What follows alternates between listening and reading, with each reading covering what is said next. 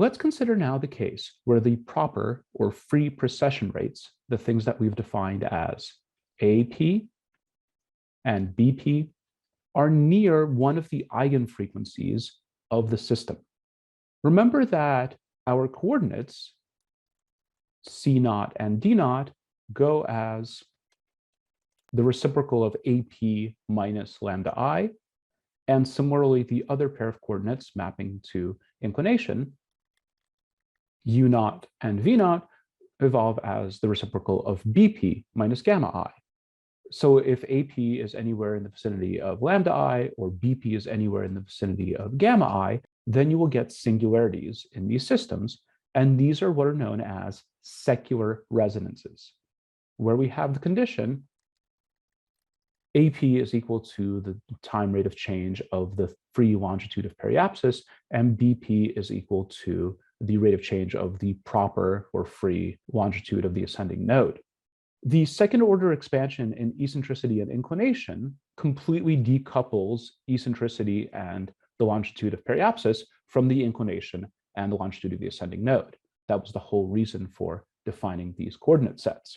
Therefore, they cannot help us in analyzing cases of secular resonance beyond predicting where the secular resonance will occur. In order to analyze this, you actually need a higher order theory. And many such theories exist, but one incredibly important example is something known as the Kosai leadoff mechanism. In this case, we let AP equal BP. And what this means is that eccentricity and inclination can effectively be exchanged. In this condition, orbits can be circularized or pumped up to high eccentricities. They can even be reversed and have their inclinations fully flipped, but the semi-major axis remains nearly constant.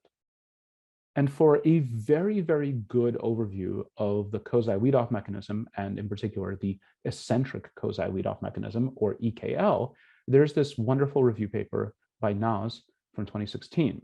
And here we are just reproducing a single result from that paper, which demonstrates a three-body system consisting of the Sun, Jupiter, and a test particle. So a tiny thing with an effective mass of 0, which does not perturb Jupiter, but is heavily influenced by it. The system is initialized with a moderate eccentricity for the body of the first orbit at 0.2, a very, very small eccentricity for the test particle at 0.05, and arguments of periapsis both set to 0, and a total inclination of 65 degrees. What is being shown here are various methods of tracking the evolution of this particle. One is called the test particle quadrupole evolution, which is given by these cyan lines, and this is compared against the eccentric Kosai leadoff mechanism predictions, the red lines.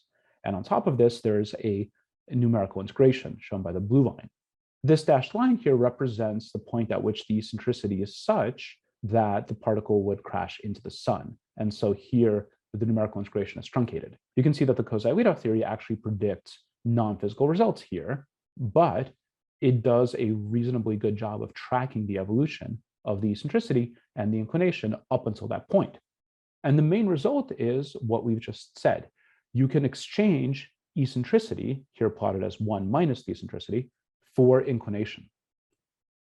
The Kosai leadoff mechanism plays an incredibly important role in explaining some of the odder structures in exoplanetary systems that have been discovered over the last 2 decades. In particular, it can explain many of the systems where we see very, very high mutual inclinations between objects. These are 3 or more body systems that, via the eccentric Kosai leadoff mechanism, are pumping up the inclination of an object that was on an initially eccentric orbit, which is gradually being circularized at the same time. And this can lead to planetary systems completely unlike our own. Remember, the solar system is essentially flat, but in the census of exoplanetary systems, we actually have examples where we have multiple bodies on mutually near orthogonal orbits. And the only way to explain this is via these kinds of dynamical mechanisms, and in particular via secular resonances. We next turn to resonant perturbations. And at this point, we need to pause and provide ourselves with a more formal understanding of resonance. So far, we've been using the term resonance effectively as interchangeable with integer period ratios. And it is true that most typically orbital resonance arise when you have an integer ratio of orbital periods, because an orbital resonance arises through periodic gravitational interaction between multiple bodies. In fact, the period ratio itself, or the integer ratio of mean motions, which is the same thing, is called a commensurability. So formally, we have commensurabilities when the mean motion of body 2 divided by the mean motion of body 1, or equivalently the ratio of their orbital periods, is given by the ratio of p to p plus q, where p and q are integers. And this is defined such that q can be 0, in which case you can have a p to p ratio, such as 1 to 1 or 2 to 2, etc. ratios. A conjunction, in this case, is the closest approach of these bodies. If we define a conjunction time for some arbitrary t equals 0, then we can write the time of the next conjunction as, that is, the mean motion of body 1 times the next time of conjunction minus the mean motion of body 2 times the time of the next conjunction is equal to 2 pi radians. Using this, we define a conjunction period, capital T sub c, which is given by 2 pi over n1 minus n2. Using this established relationship, the conjunction period can thus be defined as the ratio of p to q times 2 pi over n2, or equivalently p over q times the period of the second body, or equivalently p plus q over q times the period of the first body. Therefore, q times the conjunction period is equal to p times t2, which is again equal to p plus q times t1. So we can fully characterize a system with a commensurability in orbital periods via this conjunction period and these p's and q's, which remember are integers. We will assume that the eccentricity of body 1 is 0, that the eccentricity of body 2 is non-zero, and that the longitude of periapsis of body 2 is also non-zero. From this, we can write the resonant relation p plus q times n2 minus p times n1 minus q times var pi dot 2 is equal to 0. Alternatively, we can write n2 minus var pi dot 2 over n1 minus var pi dot 2 is equal to our original integer ratio p over p plus q. This ratio here represents the ratio of mean motions in a reference frame that is co-rotating with the pericenter, or periapse direction, of body 2. The conjunction will take place at the same point of the outer orbit in this rotating frame, but not at the same inertial point. Our generalized resonant argument, phi, is given by p plus q times the mean longitude of body 2 minus p times the mean longitude of body 1 minus q times the longitude of periapsis of body 2. And remember, lambda, the mean longitude, is the mean anomaly plus the longitude of periapsis. At a conjunction, lambda 2 is equal to lambda 1, and therefore, the resonant argument at conjunction is given by q times the difference between the longitude of periapsis of body 2 and the mean longitude of body 2, and equivalently q times var pi 2 minus lambda 1. This phi, this generalized resonant argument, is a measure of the displacement of the longitude of conjunction from the periapsis of the outer object. So we are going to define a resonant frame where the outer object is stationary. Some frame B such that I omega B is equal to N2 in the E3 hat direction, where E3 hat is orthogonal to the orbital plane of body 2. The more eccentric the inner object's orbit, the more elongated it will be at its apoapsis in this rotating frame. And for sufficiently high eccentricity, it will appear to cross back on itself, generating loops. We can visualize a few resonances using this piece of code, which takes two inputs, the first of which is the eccentricity of the inner body, and the second of which represents P plus Q divided by P. So setting this F value to 2 is setting up a 2-to-1 interior resonance. And that looks like this. On the left-hand side, you're seeing the two bodies in the inertial frame, and on the right-hand side, you're seeing it in that rotating frame where the outer body is in the same place always. The number of corners in the rotating frame plot, the number of these points where the body turns around, is equal to P plus Q, so 2 in this case. We can look at a 3-to-1 resonance, and here we see 3 corners.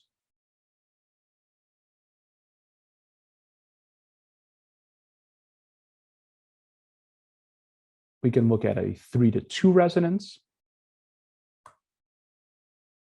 And here we see those loops that we predicted, where in the rotating frame, the object appears to be backing up on itself. The Q integer is known as the order of the resonance. So 2-to-1, 3-to-2, these are both first order resonances. 3-to-1 and 5-to-3 are second order resonances. The 5-to-3 resonance, we expect to have 5 loops.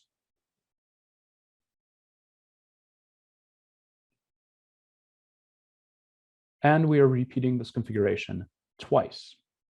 These are all examples of interior resonances. That is the numerator being P plus Q and the denominator being P. We can also plot exterior resonances, which repeat for every P orbits of the particle, where we have the ratio of P over P plus Q. So for example, we can do a 2-to-1 resonance, but in the other direction, and that looks as follows.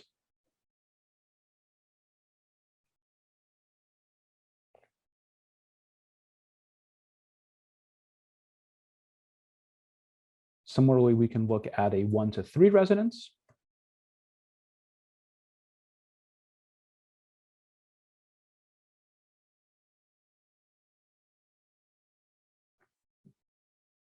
And higher order resonances such as 5-to-7.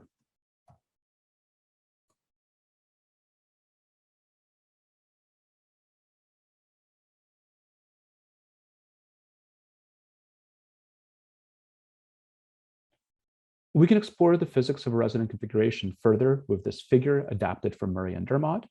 What you're seeing here is a schematic of resonant encounters between a small object of essentially negligible mass on an interior orbit that is elliptical and eccentric, and a massive outer object on a circular orbit. And we have encounters, potential encounters between these two objects at 4 different points, labeled A, B, C, and D. This dotted line here represents the eccentricity vector of the interior object, and the arrows show the direction in which the conjunction is moving. So the conjunction moving this way and then this way from A. If the conjunction occurs in condition A, which is near the periapse of the interior object, then what we will have is that the tangential force experienced by the interior object immediately before the conjunction is larger than the tangential force it experiences immediately after conjunction, because it is moving away from the outer object as it gets closer to the central body. So this F prime t will be smaller than this Ft. At the same time, remember that as this object approaches its periapsis, it's speeding up. And so that means that this larger Ft will be operating for a longer span of time than this F prime t, because at this point it is traveling faster down its orbit than it was at this point. The net result of this encounter is therefore that the angular momentum of the inner object increases while its mean angular velocity decreases. And therefore, the next conjunction will occur closer to pericenter. Hence, this A being shown as moving towards the pericenter or periapsis line, towards the line of the eccentricity vector. Similarly, If the conjunction occurs instead at point B, then the net result will be a loss of angular momentum and an increase in the mean angular velocity. And again, you would have the result that the next conjunction would be moved closer to the periapsis of the inner object.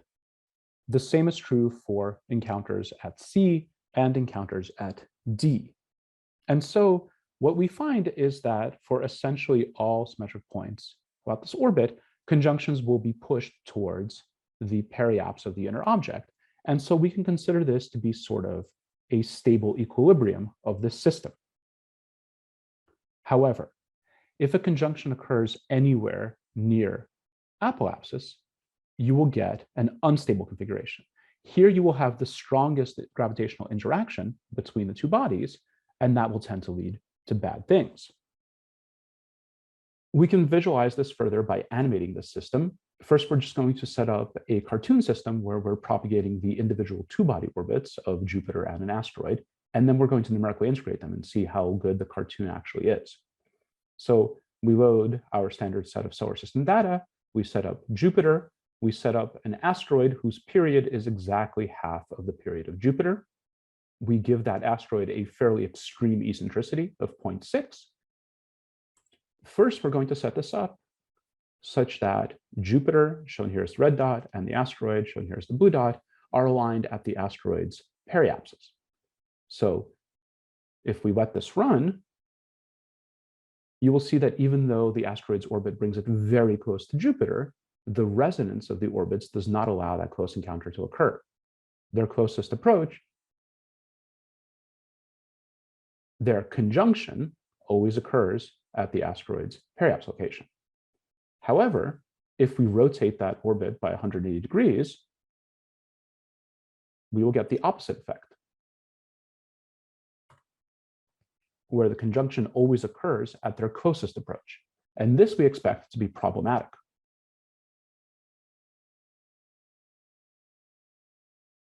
Next, we're going to numerically integrate this system, and we're going to start with what we're calling the stable configuration.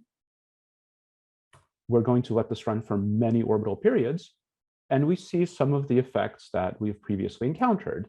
In particular, the eccentricity vector of the asteroid's orbit is being rotated by that external perturber. But even though this orbit crosses the orbit of Jupiter, nothing really horrible is happening because those crossings do not occur anytime that Jupiter is anywhere near the location of the asteroid. Now let's look at the opposite configuration. Here we have conjunction at the asteroid's apoapsis, and we have continued close approaches between the asteroid and Jupiter, which leads to massive modifications of the asteroid's orbit. Another way of thinking about this is to recall Gauss's perturbation equations. Remember that we have h dot equal to f theta r. That is, the rate of change of the angular momentum magnitude is given by the tangential force component in a rotating frame that's moving along with the body times the orbital radius. If the conjunction occurs on the interior body's periapsis or apoapsis, the tangential forces are balanced, and therefore there is no f theta, and thus no change in the angular momentum. Similarly, we know that the change in semi-major axis is given by 2a squared over h times the quantity e sine nu times the radial force component plus 1 minus e cosine nu times that tangential force component. At apoapsis and periapsis, sine nu is 0. And so again, you have no f theta, and this term goes to 0, and you expect no change in the semi-major axis. So this is why conjunctions at apoapsis and periapsis are special. At all other points, there are differential tangential forces. And so the conjunction will be pushed towards the pericenter via either a positive h dot near apoapsis or a negative h dot near periapsis. If you repeat this whole analysis for negligible mass objects on an external orbit, then you will get essentially the same result, save that the stable configuration will be at its apoapsis. Recall now the general form of the argument of the expansion of the disturbing function. We've previously defined phi, the argument to all of the cosine terms in that infinite expansion of the disturbing function, as the weighted sum with coefficients C1 through C6 of the mean longitudes of the two bodies and the longitudes of periapsis of the two bodies and the longitudes of the ascending nodes of the two bodies. And from the D'Alembert relation, we also have the relationship that the summation of these coefficients is 0. Remember that the true longitude is given by the mean anomaly plus the longitude of periapsis. And we have previously defined a mean longitude at epoch such that this relationship holds, where epsilon is that mean longitude at epoch. Therefore, lambda dot is equal to the mean motion plus epsilon dot. And we can write the time derivative of this generalized argument, phi dot, as C1 times the quantity n2 plus epsilon 2 dot, plus C2 times the quantity n1 plus epsilon 1 dot, plus C3 var pi 2 dot, plus C4 var pi 1 dot, plus C5 omega 2 dot, plus C6 omega 1 dot. What is known as exact resonance occurs when this phi dot is exactly 0. Some linear combinations of mean motions and precession rates will produce no time variation in phi. If we ignore all variations of all longitudes, then phi dot equaling 0 will be the same as C1 times n2 plus C2 times n1 is about 0. So we're saying that if all of these epsilon dot terms and var pi dot terms and capital omega dot terms are negligible, then the only thing that really matters is this relationship that we've already seen before, the linear combination of n2 and n1 being equal to 0. So when we've been discussing resonances this whole time, what we've actually been doing is basically setting C1 to be p plus q for some integers p and q, and C2 being set to negative p, where again, q is the thing that is giving us the order of the resonance. We can define a nominal resonance location for the p plus q to p resonance as the same major axis of the inner body, such that the same major axis of the inner body is given by p over p plus q to the 2/3 power times a2, the same major axis of the outer body. As a final note, remember that resonance can describe the interaction of any of the orbital elements of two bodies. And there are very interesting resonant cases where, for example, the eccentricity vector is being steadily rotated by interaction with an external perturber, as illustrated here. So what you have is an orbit that, due to an external perturber that is not being shown in the animation, has its eccentricity vector being clocked at a constant rate. And so its velocity on its orbit instantaneously is different from what the effective velocity would be on a pure two-body orbit. And if you fit osculating elements to it, you will find that your fit always has a very, very high eccentricity. However, the eccentricity vector itself goes around at the same rate as the orbital rate of the body. And so the true orbit around the central body is this blue circle. This object is on a circular orbit, but it is not a pure two-body orbit. Its velocity is consistently different from that of a circular orbit. So if you fit instantaneously to any orbital radius and orbital velocity vector, you would get this dashed line. And that would give you a very, very incorrect view of what this orbit is actually doing. And so this is one of those cases where osculating orbital elements are highly misleading because they predict a highly eccentric orbit, whereas in reality, the object is on more or less a purely circular orbit around its central body.